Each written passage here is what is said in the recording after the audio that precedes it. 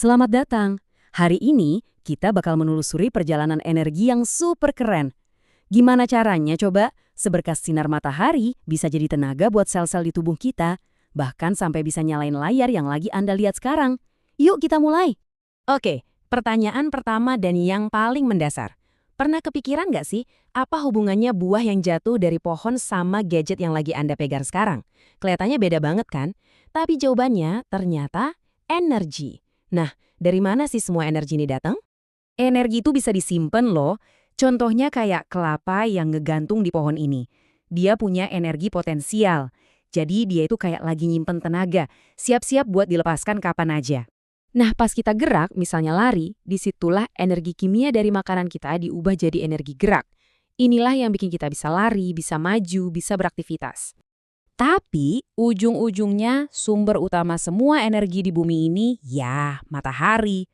Dan tumbuhan lewat setiap daun hijaunya punya kemampuan yang luar biasa banget buat nangkep cahaya matahari ini dan mengubahnya jadi kehidupan. Oke, biar makin paham soal energi, kita perlu kenal dulu dua bentuk dasarnya. Ada energi potensial dan energi kinetik. Yuk kita bedah satu persatu biar gampang ngertinya. Gampangnya gini, energi potensial itu energi yang siap-siap, yang masih disimpan. Bayangin aja perenang di balok start, siap-siap mau loncat. Nah kalau energi kinetik, itu energi pas lagi beraksi, pas perenangnya udah meluncur di air. Kelihatan kan bedanya? Coba lihat 4 bola di tangga ini. Bola yang paling atas punya energi potensial paling besar. Kenapa? Ya karena posisinya paling tinggi. Jadi makin tinggi suatu benda, makin gede juga energi yang dia simpan. Terus, pas bola tadi mulai jatuh, atau kayak orang ini mulai lari, energi potensial yang tadinya disimpan, langsung berubah jadi energi kinetik. Ini dia energi yang kita lihat dalam setiap gerakan.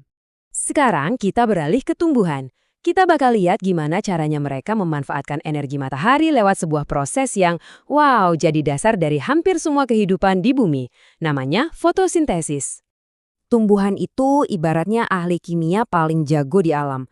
Mereka bisa makan sinar matahari, serius. Lewat proses yang namanya fotosintesis, mereka mengubah energi cahaya jadi energi kimia yang disimpan dalam bentuk gula. Keren kan? Nah, ini nih resep dasar kehidupan. Kelihatannya rumit ya, padahal simpel banget. Cuma modal air, karbon dioksida, plus bumbu cahaya matahari, jadilah gula buat makanan si tumbuhan. Dan bonusnya, mereka ngeluarin oksigen yang kita hirup tiap detik. Sungguh luar biasa. Jadi proses transformasi ini ada 3 langkah utamanya. Pertama, klorofil atau zat hijau daun itu nangkep energi matahari. Kedua, energi cahaya tadi diubah jadi energi kimia.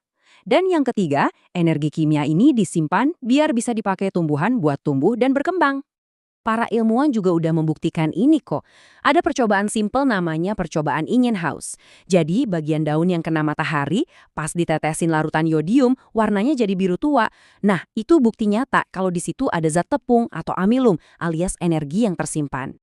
Oke, energi dari tumbuhan tadi sekarang pindah ke kita pas kita makan. Dari sini giliran tubuh kita nih yang kerja. Tubuh kita itu udah kayak pabrik energi super canggih. Mobil butuh bensin, nah tubuh kita juga butuh bahan bakar. Bahan bakarnya datang dari 3 sumber utama di makanan kita, karbohidrat kayak nasi, protein dari ikan, dan juga lemak. Ini trio sumber tenaga kita. Tapi makanan itu nggak bisa langsung dipakai gitu aja. Bayangin kita punya balok kayu gede. Kan butuh gergaji buat motong-motongnya.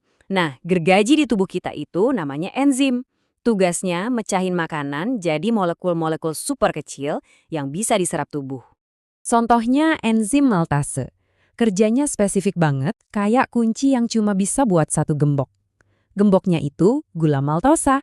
Maltase inilah yang mecar maltosa jadi glukosa, bentuk gula paling simpel yang langsung siap pakai buat energi instan sel-sel kita. Sama juga kayak tripsin, enzim ini fokusnya mecah protein yang kompleks jadi unit-unit kecil, yaitu asam amino. Asam amino ini ibaratnya batu bata buat tubuh kita, buat ngebangun dan perbaiki semuanya, dari otot sampai kulit. Oke, kita udah lihat proses di level sel. Sekarang kita zoom out ke skala yang jauh lebih besar. Sama kayak tubuh kita, peradaban kita juga butuh energi buat terus maju. Tapi, pilihan sumber energi kita ini punya dampak yang gede banget buat masa depan kita bareng-bareng. Intinya, kita punya dua pilihan besar. Ada energi terbarukan kayak matahari dan angin yang nggak bakal habis dan lebih ramah lingkungan. Atau energi tak terbarukan kayak batu bara dan minyak bumi yang stoknya terbatas dan dampaknya ke planet kita juga besar. Percaya deh, setiap tindakan kecil kita itu berarti. Pakai lampu hemat energi, atau matiin TV kalau nggak ditonton, mungkin kelihatannya sepele ya. Tapi coba bayangin kalau jutaan orang ngelakuin hal yang sama. Dampak positifnya bakal besar banget buat planet kita. Kita semua punya peran. Jadi, dari seberkas cahaya matahari, diubah sama tumbuhan, terus jadi tenaga yang menggerakkan pikiran dan tindakan kita, semuanya tuh satu aliran energi yang saling terhubung. Pertanyaannya sekarang simpel. Bagaimana Anda akan menggunakan energi Anda dengan bijak?